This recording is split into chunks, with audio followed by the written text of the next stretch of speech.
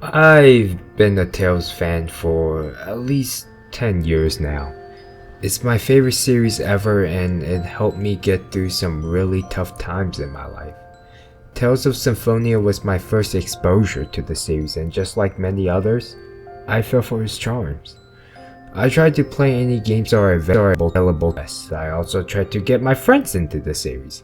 I even played through all of Symphonia and Graces with my brother. So when E3 2019 showed off Tales of Arise, I was screaming. Everyone I knew first thought of me because they knew how much I loved this series.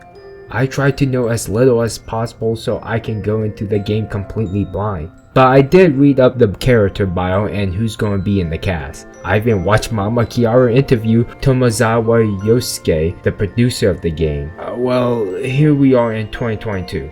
The game has gotten tons of praises and some really good ratings. It even made Best RPG of 2021. I obviously beat the game by now and I was disappointed. Before I get in depth, I want to clarify that I will try to mention the older titles as little as possible. This is many people's first introduction to the series, and I want to try to look at this game with an unbiased viewpoint from a fan. I will do a summary of the story and point out what I don't like about the overall narrative and game. So I'm going to warn you again. In order for me to talk about the many things I don't like about the game, I will have to get into massive spoilers. With that out of the way, let's begin. What is Tales of Arise? It's the 17th game in the Tales series, for the mothership titles at least. The Tales series is a real-time action JRPG with an addictive gameplay, lovable cast, a compelling story most of the time. Even the bad games have some entertainment values to them. Even though the series might not be as popular as Final Fantasy, Pokemon, and Persona, a majority of people enjoy these games because of how charming they are. Tales of Symphonia is a very fast-paced game. You can play the main character Lloyd Irvin and rush down the enemies thanks to Lloyd being one of the fastest characters in the series. You can string combos together and dish out huge amount of damage with your party members who can help you with support arts such as heals or buffs. Or they can help you by casting powerful magic spells on the enemies or just rushing in full swinging. If you want, you don't even have to play as Lloyd. You can play as Genus, a mage who can sit back and cast powerful spells while your party members take on the aggro. While you won't be very active, it's a nice change of pace. What's so great about this series is it's not afraid to be different.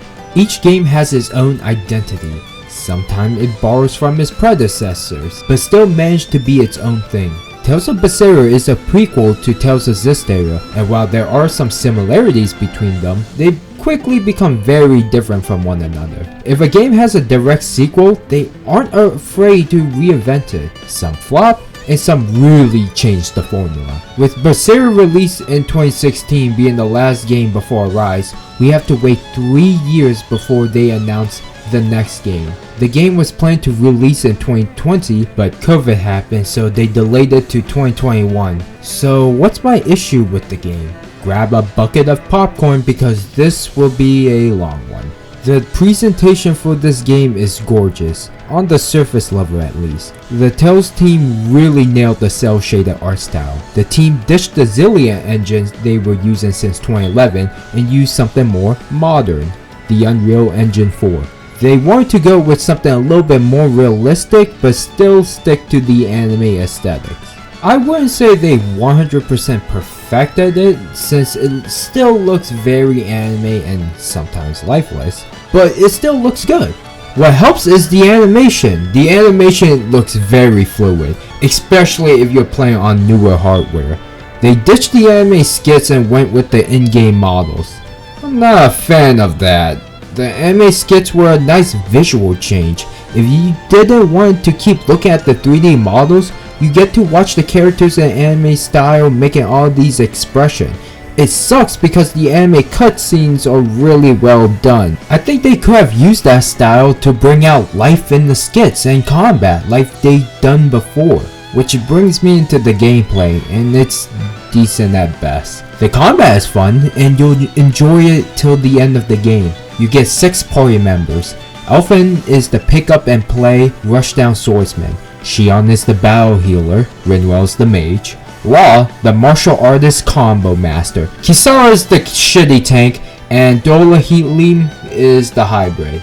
Each character has a unique trait that makes them stand out from one another, thanks to the boost attacks. Shion can knock down flying enemies, Rinwell can absorb enemy magic arts and use them, Law penetrates enemy armors, Kisara blocks charge attack, and Dohalim slows down agile enemies. Alfie can knock down all enemies, which makes his the best. Honestly, he's better on the bench since his boost meter fills up faster there.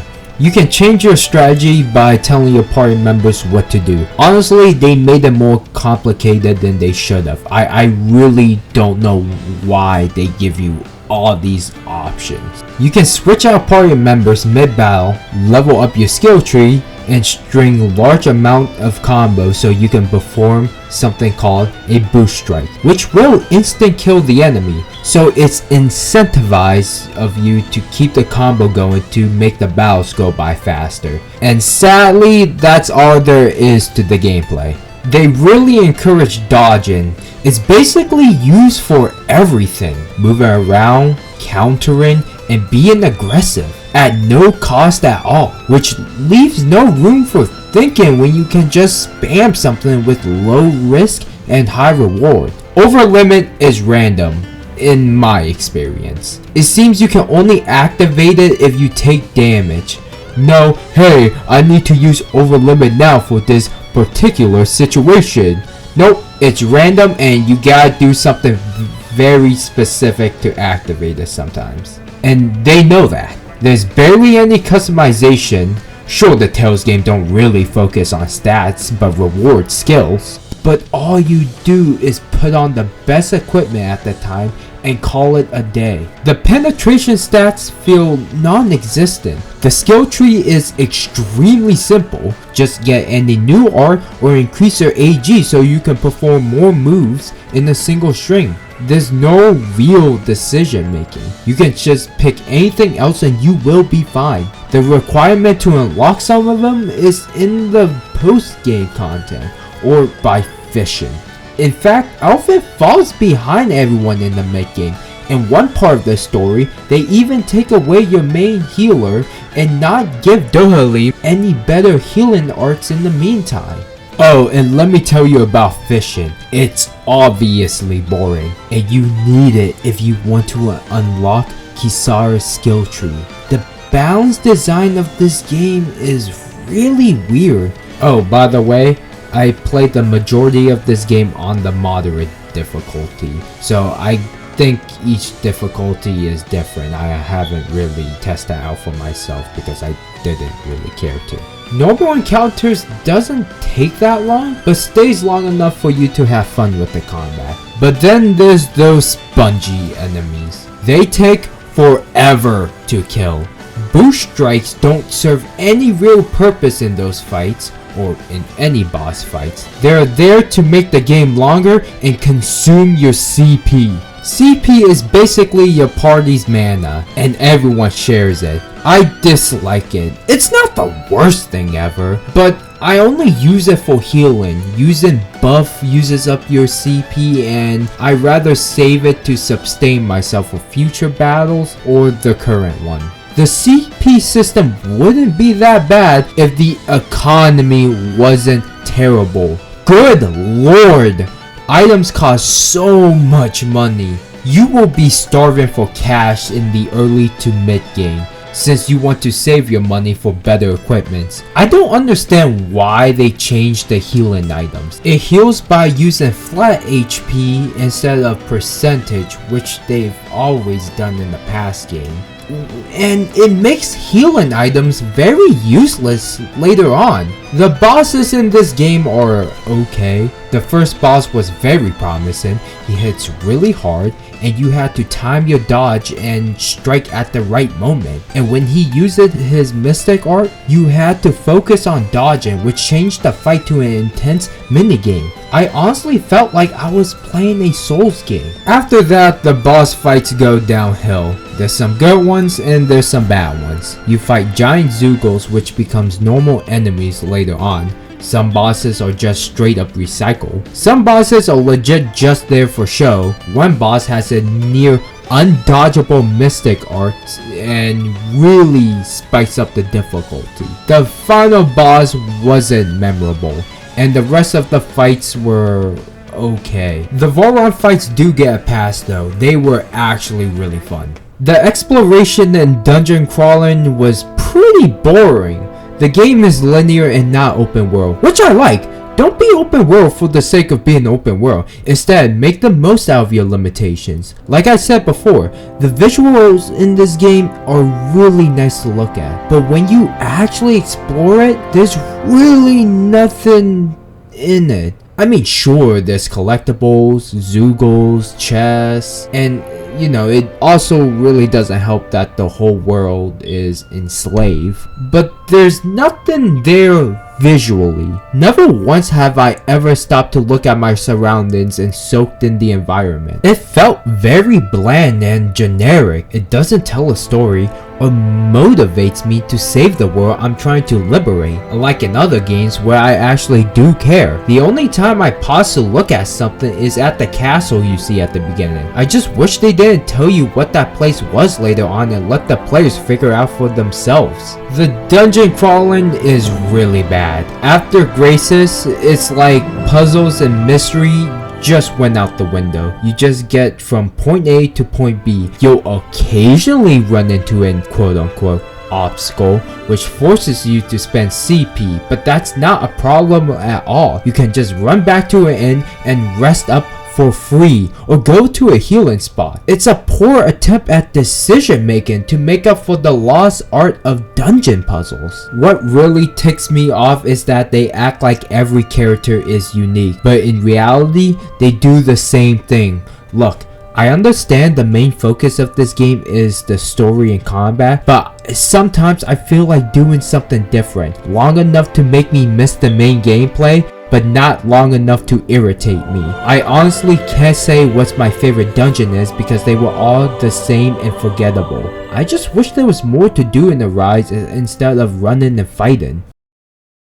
The story begins with you playing as Iron Mask, whose later is actually named Elfin. He doesn't know anything about his past nor why he even has that helmet on. But the most interesting thing about him is that he can't even feel pain. The Danans were enslaved by the Renans for hundreds of years, working until they die. You play as a slave and see how miserable everyone is. What's really sad is that the Danan just accept it as the norm because it's all they know. What I really like about the beginning is that it really set the tone for the game. Better to live as a slave than dying for a fight you'll never win.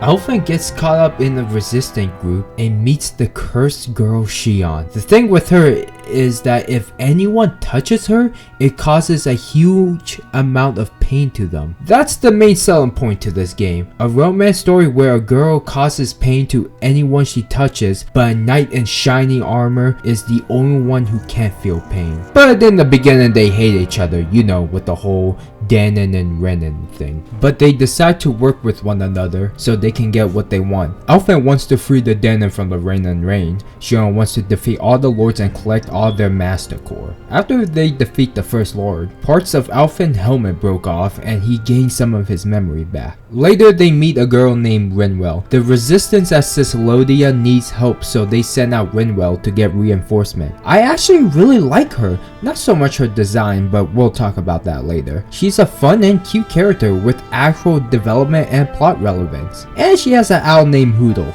Little bastard. Eventually they meet Law, who is working as an agent for the Renan after being abandoned by his father Zephyr. Zephyr is the mentor father figure who is obviously going to die. After Zephyr was captured and prepared for execution, he made one final speech about the regrets he had in life.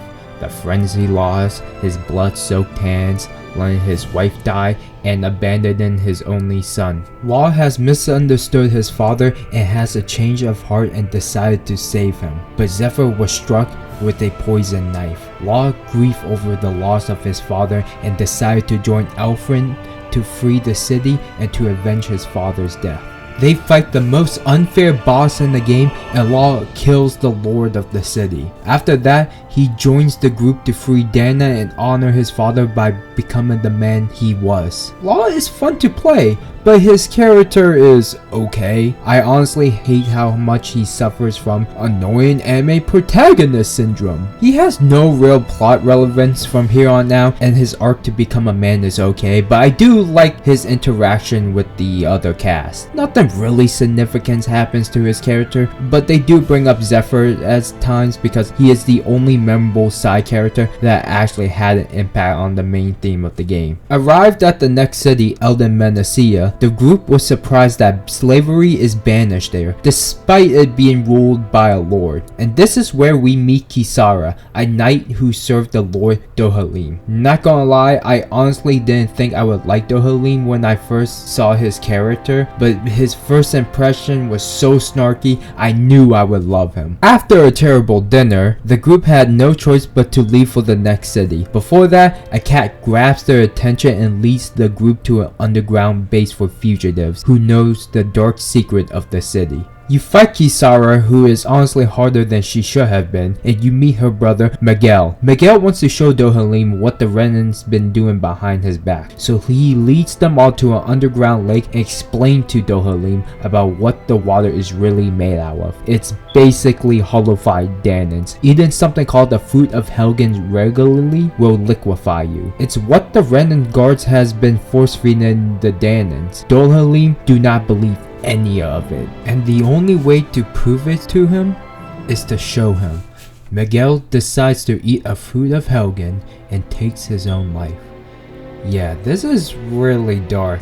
As Kisara is breaking down over the loss of her brother, Dohalim is having a PTSD attack and goes berserk. After you defeat him, he reveals the person he really is. A coward who's running away from his past. He killed his best friend so he can become a lord. Traumatized, he banished slavery in the city of Menacea so he doesn't have to relive his memories. Kisara wants to murder the coward standing right in front of her, but she gave him a chance to walk away. After that event, you figure out who's behind the hollow lake, fight a boss, Dohalim comes back and saves the day, and learn that just because prejudice was banned doesn't mean hate suddenly disappears. Leaving for the next town, Kisara and Dohalim decides to join the group. Kisara wants to live up to her brother's dream and bring peace to the Danans, or something like that. Dohalim wants to stop the crown contest, the reason why the lords are enslaving the Danans and stealing their astral energy so they can become the next sovereign. I honestly do like Dohalim. I don't like how they wrote him to be the old man archetype and he just completely loses his sarcastic attitude, but he's important to the plot and genuinely entertaining. I'm going to get a lot of hate for this. I mean, I'm already going to get hate for criticizing the game and making this summary unnecessarily long,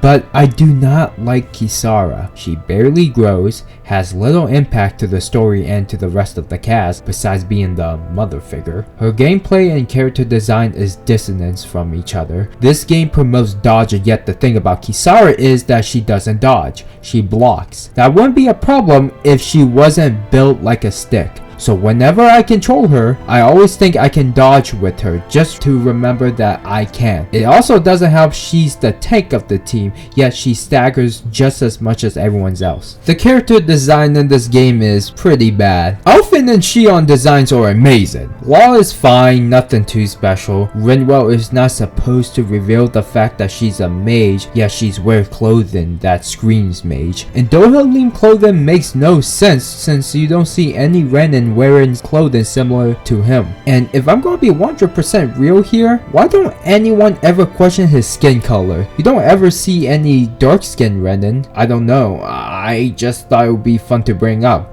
Just like that Attack on Titan scene. And Kisara, like I said, she and her armor is too thin to be called a tank. The group heads to the next town and decides to take a rest, and I swear the best scene in the game happens. Valron appears out of nowhere and kicks everyone's ass.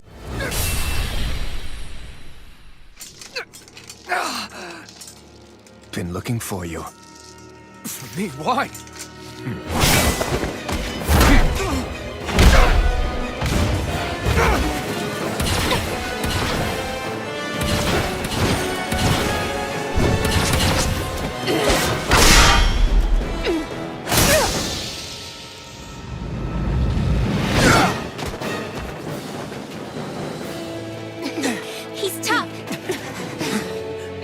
are you? You said you were looking for me. Why? Beautiful, precious life. What the? That is all I desire. When you fight him, you don't know what you're up against because you never fought anything that moves like him before. He beats down Elfin, Make Law, Kisara, and Dohalim, his bitch, all at once, Omni-Man, and then Joker forward air Rinwell and nearly kills Shion. Wow, what a first impression. Too bad that event didn't really affect them. Don't know how Rinwell is still walking after that, but whatever. The group arrives to Nias. This part of the game is okay. They introduced the Darkwings, a reoccurring group in the series. They're often mischievous yet silly bandits. In this game, they are just full of jackasses that don't mean anything to the story and are just there to question people's morals. The leader is Danai, is just a forgettable asshole that dies not long after he tries to screw us over. The Lord is a skimpy witch and there's nothing to her but evil. Turns out that she's the one who killed Rinwell's parents. Rinwell's whole purpose for this journey is to avenge her parents' death. Consumed by rage and hatred, Rinwell attacks her, but the most cringiest moment in the game happens. Law uses his body and blocks her attacks. His excuse is, I don't want to see you like this. Hatred is bad. You'll regret it. I don't know what I'm doing. Law, you guys already trying to defeat all the lords and 2 of them are already dead. 1 of them you killed. She orchestrated a mass murder and laugh about it. Great, now you just put more work onto us. Okay, I kinda get it. You don't want Rinwell's only motivation to be hate, and after she gets her revenge, she'll lose her purpose in life. But this is not how you handle this. It should have been handled like Rinwell tries to attack her. Amadria blocks it or doesn't get harmed by it because Rinwell was so consumed by anger, she can't properly chant her astral art spells. Boss fights happen and the team talks to her about it. On the way to Amadria's ship, Law talks to Rinwell about how good it felt to get his revenge, but finding purpose after that is the hard part. That's why he decided to go on this journey. That's honestly so much better than what they pulled. I like the idea of the moral dilemma of this arc. How much sacrifice will hatred and suffering bring? We might be wrong, but we are doing this for the right cause. So much potential and it's all pissed over by hatred, revenge, bad. After they defeat Amadria, Rinwell decides not to kill her, but that doesn't matter because Voron pops out of the sea and ends her! Elfin clashes swords with him. Suddenly, the rest of his mask breaks apart. Finally, he recovers all his memories. Elfin blown away by Voron's sword strike. Voron snatches Shion, holding her captive as he summons a giant whirlpool. Elfin desperately gets up and they both reach out for each other. Sion! Elfin! But Shion's biggest fear becomes a reality.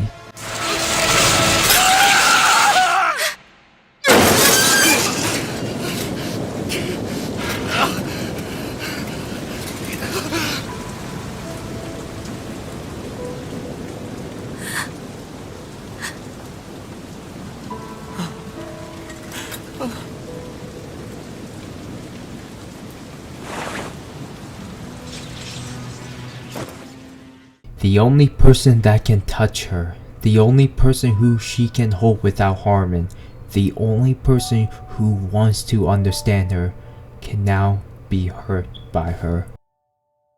Elfin awakes on a beach. His friends find him and wants to know what's going on. Everything is revealed. Elfin explains that he is the Sovereign. He was on Lenegis hundreds of years ago due to being kidnapped and experimented on. Elfin is supposed to perform a ritual with the maiden named Naori, but something went horribly wrong and thousands of people died because of it. This is where the story really hooked me. I was very interested in where the story was headed from here on out. Too bad I can't say the same thing about the gameplay. You'd think gaining his sense of pain back would change how you would play him, but it really doesn't, like at all. He only loses the blazing sword for a while. I think it would be really interesting if they made Elfin really weak until you get Xion back. Force you to try someone else and give them the spotlight. But they decide to play safe on this one. They get to Voron Castle to find Xion, who is completely broken. Losing control of her emotions, her thorns start attacking you. The group fights the thorns, but that's not the answer. Elfin walks towards Xion while taking hits by her thorns. He finally gets to her, holds her tight, and tells her that she's not alone anymore. Alone? I'm completely alone. You're wrong. Elfin! She thinks we left her all alone. She can't see us or hear us. All of this. It's because I pulled away from you. Because I couldn't hold on to you. Xion.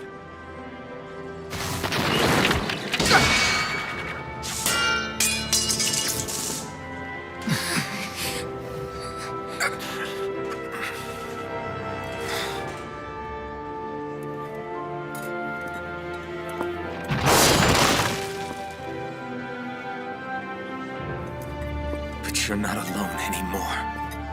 Law's here. And Rinwell too. Kisara. And Dohaling. And so am I.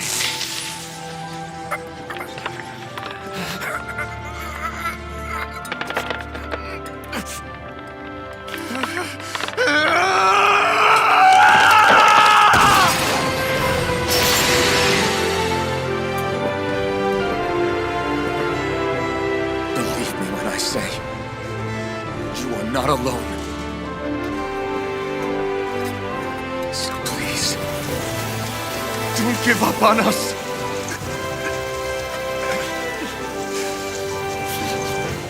We will bear your thorns together. I swear it. Xion.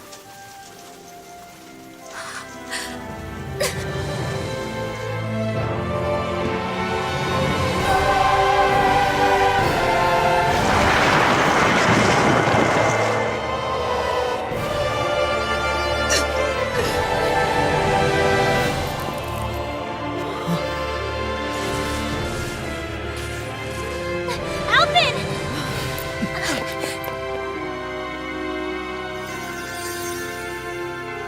How many times do I have to tell you? Not to be so careless. This is Elfin's best moment. With that out the way, Voron really played dress up with Xion. They made it to the top of the castle, and waiting for them is Voron. It is revealed that he is also a sovereign, just like Elfin, and wants him out the way because he's a narcissistic psychopath. After they defeat Voron, they gather all 5 Master Core and prepare to summon the Renis Alma. Out of nowhere, the Red Woman appears. Turns out there's a 6th Master Core, and Xion is a maiden. Shocker. She absorbed the other cores and then vanishes. Now we enter the final act of the game. We even get a new opening. This really surprised me. Almost every other game I ever play only have one opening, but this one has another. I was excited. I was prepared for a whole new game. A new party member, new battle mechanics, a whole new world to explore. I look forward to what was coming.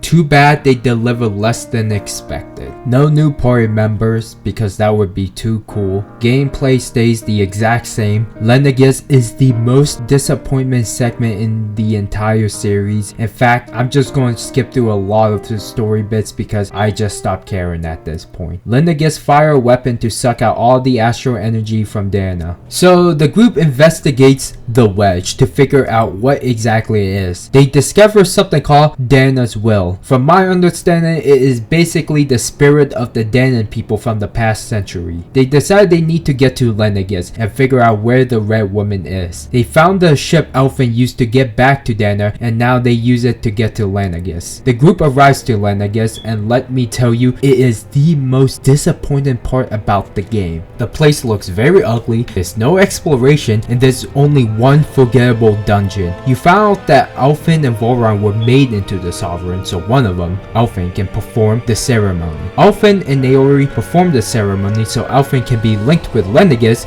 due to his high astral energy. But something went completely wrong and Elfin loses control. Naori absorbed the dark astral energy into herself and sees a very dark future with no life. With thousands dead, Elfin completely traumatized, and now Naori and her descendant will have the Thorn Curse. The least she can do is minimize Elfin's pain and find a way to fix this. But there's only so much one person can do. With new clothes and a newfound hope that the Rennis Alma can get rid of Shion's thorn and end all of this, they found out Voron is alive and the Red Women are aliens. They escape the place as it's burned down, and Voron is like, "This is not the last time we will meet."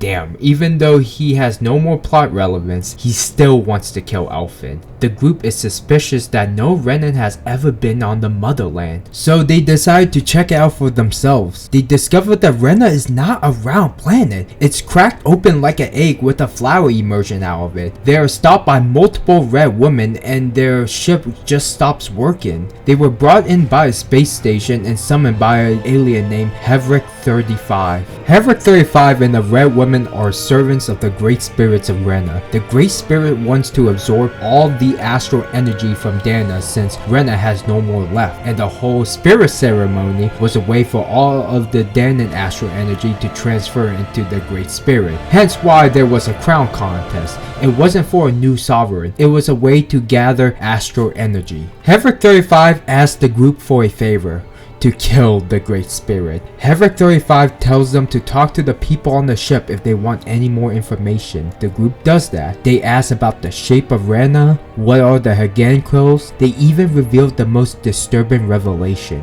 So the Haganquills are a dying race and they needed more manpower. So much they took Danons and made Renans out of them. So the Renans who have been enslaving the Danons for over 300 years are actually enslaving their own people without even knowing it.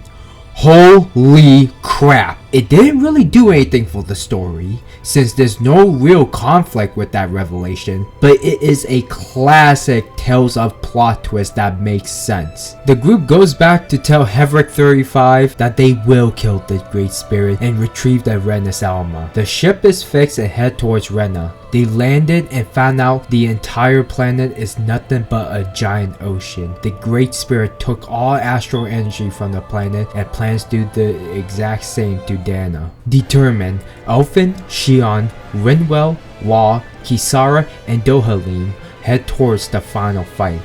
They encounter the Great Spirit and battle it. Using everything they have, they defeat the Great Spirit and retrieve the Renis Alma. Getting ready to perform the ceremony to seal away the Great Spirit forever, Voron comes out of nowhere and said, "I told you I'll be back."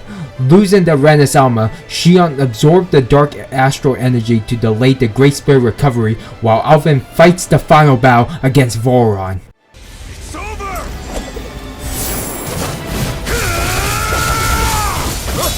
You are the last obstacle impeding my progress! Die! That's my line! I'll show you the limits of your solitude!